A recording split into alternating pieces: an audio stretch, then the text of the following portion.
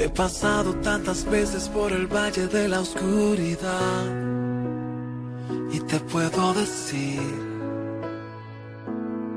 que es difícil estar allí y que tengo cicatrices que cuentan tantas historias que me han hecho crecer, pero ves, aún estoy aquí, más fuerte que nunca, y todo esto se debe a que he puesto mi confianza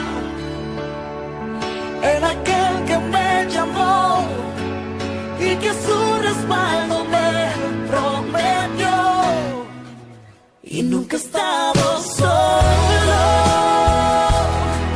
Dios nunca me ha abandonado,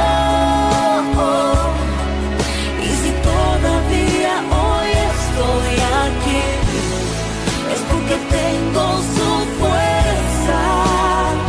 No estoy solo, la victoria siempre Él me ha dado, y si ves que he podido vencer es porque lo he entregado todo.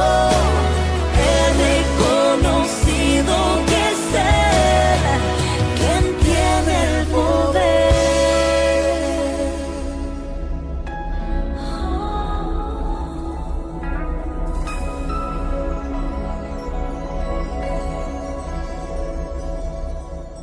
Han cerrado en mi cara tantas puertas que necesité, pero ¿de qué valió?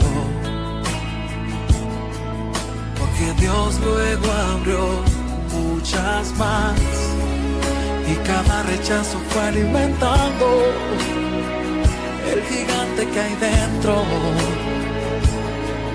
esa fe que no puede